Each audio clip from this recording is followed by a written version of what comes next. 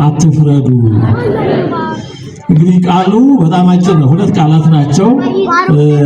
ሐሳቡን ሰምተን ከተገበርነው ይሄው ነው። ምንም ከዚህ በኋላ የሚመጣ ማብራሪያ ይሄን ለመረዳት ይሄን ለመተግበር ይረዳን ዘንድ ነው ዙሪያውን የምንዞረው እንጂ ነገሩ እውነት ዝርቅ ጽር ያለውም የውጣ ነው እንደተባለው ይሄው ነው። እንዳይፈረድብን ከፈለግን አለመፍረድ ነው። ግን ምን ማለት ነው የሚለው ጉዳይ በደንብ ወደ ውስጣችን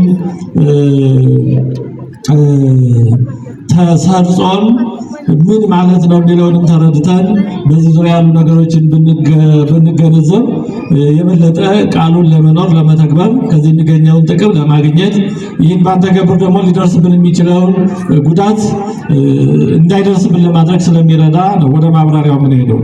በመጀመሪያ እንዳይፈረድባችሁ አትፍረዱ የተባለ በእርስ በርስ ሕይወታችን ነው። በእርስ በርስ ግንኙነት ነው። በተለይ መድኃኒታችን ክርስቶስ በዚህ በተራራው ስብከት በተባለው ትምህርቱ ማቴዎስ ወንጌል ምዕራፍ 5-7 ማለት ነው ያስተማረው በዋናነት የእርስ በርስ ግንኙነቶች ነው ያስተማረው። በእርስ በርስ ግንኙነት ልናደርጋቸው የሚገቡ ነገሮች ነው። ይሄ በጣም ማስተዋል ያስፈልጋል።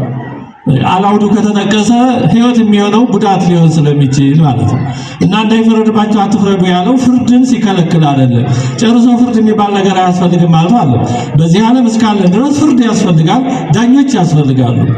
ቤተክርስቲያኑ እንዳስፈላጊነቱ ብይን ውሳኔ የምትሰጥባቸው ጊዜዎች አሉ። ቅዱስ ጳውሎስ በአንደኛ ቆሮንቶስ ምዕራፍ 5 ላይ እንዲህ ባደረገው ላይ ከቤተክርስቲያን ይለይ ወስኜበታለሁ፣ ፈርጄበታለሁ ይላል። ጌታችንም በማቴዎስ ወንጌል ምዕራፍ 18 ላይ መጀመሪያ ምከረው ለሚበድል ሰው፣ ከዛ እምቢ ካለ ሁለት ምስክር ይዘህ ምከረው፣ እምቢ ካለ ለቤተክርስቲያን ንገራት፣ ቤተክርስቲያን ካልሰማ ከቤተክርስቲያን ይለይ እንደ አረመኔ እንደ ቀራጭ ይሁን ብሏል። ቅዱስ ጴጥሮስ ሐናንያና ሰጲራ በተባሉ ባልና ሚስቶች ላይ ፈርዶባቸዋል። ፍግም ብለው በመንፈስ ቅዱስ ተቀስፈው ሞተዋል። ቅዱስ ጳውሎስ በሪያሱስ በተባለ ጠንቋይ ላይ ትታወራለህ ብሎ ታውሮ መሪ ይፈልጓል። ቅዱስ ጳውሎስ ለጢሞቴዎስም ይህንን ደጋግሞ ነግሮታል። አንደኛ ጢሞቴዎስ 5:24 ላይ የአንዳንዶች ሰዎች ኃጢአት የተገለጠ ነው፣ ፍርድንም ያመለክታል ይላል።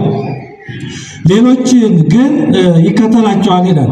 አንደኛ ጢሞቴዎስ 6:20 ላይ ሌሎች ደግሞ እንዲፈሩ ኃጢአት የሚሰሩትን በሁሉ ፊት ገስጻቸው ይላል። ስለዚህ ሌሎች እንዲማሩ እንዲጠነቀቁ በሰው ፊት መገሰጽ የሚያስፈልግበት ጊዜ አለ። ያን የሚያደርጉ ካህናት፣ መምህራን፣ የቤተክርስቲያን ኃላፊነት የተሰጣቸው ሰዎች አሉ። በፍርድ ቤትም በመሳሰለው አስፈላጊ የሆነ ፍርድ አለ።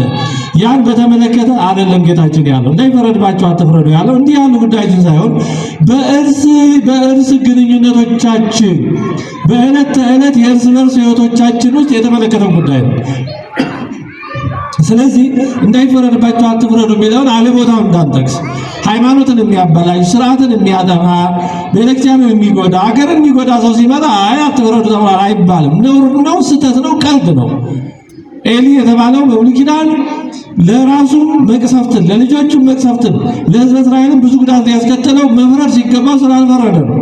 ሳኦል ከእግዚአብሔር የተለየው እግዚአብሔር ናኩህ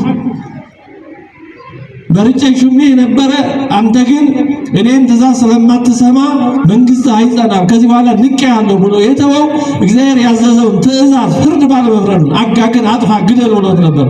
ሳኦል ግን እግዚአብሔር እንዳዘዘው አላደረገም።